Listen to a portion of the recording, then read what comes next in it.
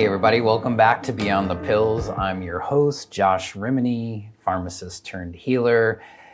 And welcome back to the mini episode series called Remedies, where we go in on a deep dive on a very little topic for a very little short period of time to absorb one thing, one contemplative thing that could be the trajectory of your health and wellness journey that you've been looking for. So today I'm going to talk about something I'm calling the missing prescription, because we talk a lot about medication as something that's fixing us, right? Or taking away a symptom. We've said this a lot on Beyond the Pills. Like, medications are there to take away a symptom of the disease, not get to the root cause.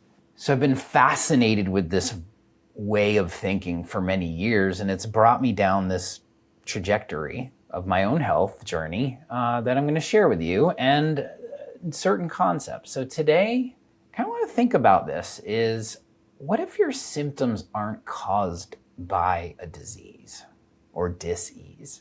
What if they're caused by incoherence? And what do I mean about that? What do I mean?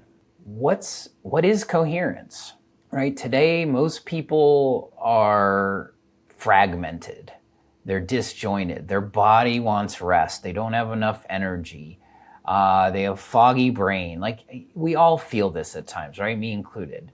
Our calendars are demanding more than ever. We've all said, I don't have enough time, right? And our heart wants something, right? Our heart wants one thing, but our mind says something else. Have you ever thought about that, right? Like, you really feel like you're going this way, but you tend to do this instead. Our nervous systems are overwhelmed. In this day, this modern day world, we generally, 70% of the time, we're in a fight or flight situation. Not because we're running from a tiger or somebody trying to kill us, right? But our bodies, our nervous systems are out of alignment. They're not calm. Most of the time, we're always on, we're always moving, right? And we start to wonder why we're feeling anxious, exhausted, disconnected from ourselves and the world sometimes. And I've become fascinated by a concept called coherence. You could call it rhythm, you could call it alignment, but coherence isn't perfection. It's a state where the body, the mind, the emotions, and our actions are all working together rather than fighting each other or being incoherent. Think about it from a symphony's perspective, right? When you go to the symphony or a really cool concert, I love jam bands, so I love music when it's in this harmonic rhythm where everybody's on point and they're just playing the tune in concert, right? In harmony, in a coherent way. You know it, you feel it, your energy feels it, right? Well, our bodies operate like that. They operate when we're either coherent or incoherent. When we're stressed, we have anxiety, we're feeling anger, or any emotional state that's not regenerative is a state of incoherence. The body is jiggling something and it's telling you it's a signal. Well, coherence is the opposite, where our biochemical, our electrical, our hormones, our neurological pathways, all of our pathways are in harmony. They're all in a state of going in a rhythm. We can actually measure this now. If you're using Aura or Whoop or health trackers, heart rate variability is literally a measure of coherence. The HeartMath Institute, which has been around for decades, has been studying this one variable, your heart rate variability. We've talked about it on our podcast quite a bit.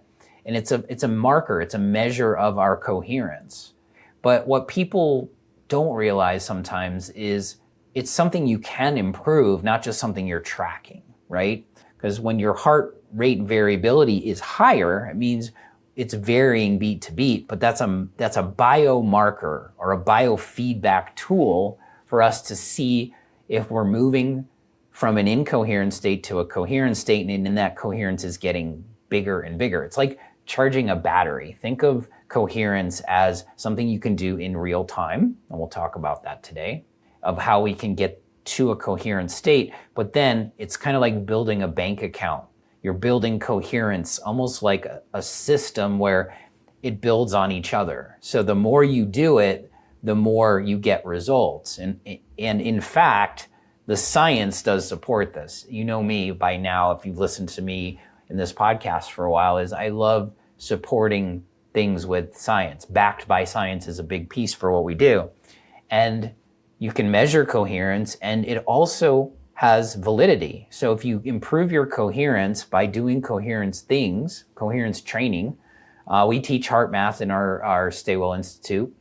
And there's other ways like breathing, meditation, lots of things can bring us into coherence. Just connection, being out in nature. The things we talk about in lifestyle medicine is all about being in a state of moving towards a more coherent path. So in my journey, my healing journey, I spent years learning about supplements, labs, hormones, functional medicine, especially as it relates to the stress response system. And yes, you can measure cortisol. You can use supplementation at certain time points to help adapt to that reaction to a stressor. And I've studied the stress response system for many years. It's a big piece of my practice and what I do and teach people, because coherence is what we want. We want to be in alignment. And all of that matters, right? The supplements matter, testing and doing, but some of the biggest breakthroughs came from the things that don't show up on a lab for me.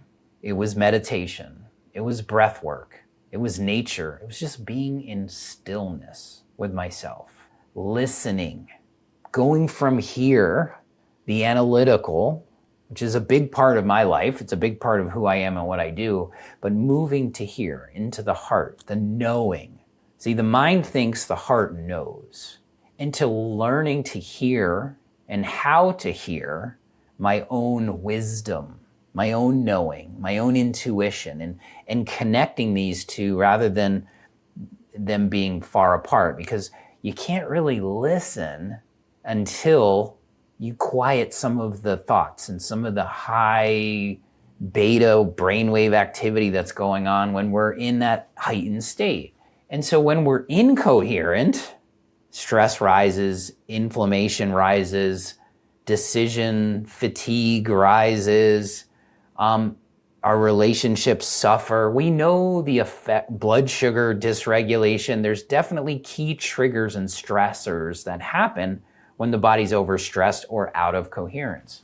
And when we become coherent and in alignment, we think more clearly, we sleep better, we feel more connected, and we make better decisions. So healing begins when the signals stop fighting each other. When you think of, like, I have two children, 10 and 12. They fight all the time, right? But they love each other too. So when you see them kind of loving on each other, you know that there's just some coherence to it. But when they're fighting, they're friction, right? And so when our systems are out of balance, they're kind of like fighting each other. And so today, I just want to talk about a simple remedy that can help you move towards a more coherent state. And I want you to try this today. I want you to do it for 5 minutes, just 5 minutes, and just notice and see how you feel. Maybe even journaling before and after, moving you from an incoherent state into a regenerative coherent state. So I want you to put your hands on your lap, make yourself feel comfortable, close your eyes if that's comfortable for you, and just put your hand on your heart. Put your other hand on your belly and just slow your breathing down. And ask yourself, what would alignment look like right now? Not next year, not someday, right now. And just listen. Keep breathing in and out of your belly, nice and deep, and just listen. Listen for 5 minutes. Don't analyze. Don't think. Listen. I know it sounds simple, but try it. Literally, put a timer on your phone and just sit with that for 5 minutes. Don't judge the feelings. Don't judge the thoughts that come in. Your mind is going to race. Just keep breathing. And in HeartMath, they teach you to breathe in and out of your heart space, focusing on your breath, focusing on the area of your heart, and breathing in and out of that heart space. And just ask the question without trying to get the answer. Just ask the question. That's the art of contemplation, is asking questions without thinking about the answer.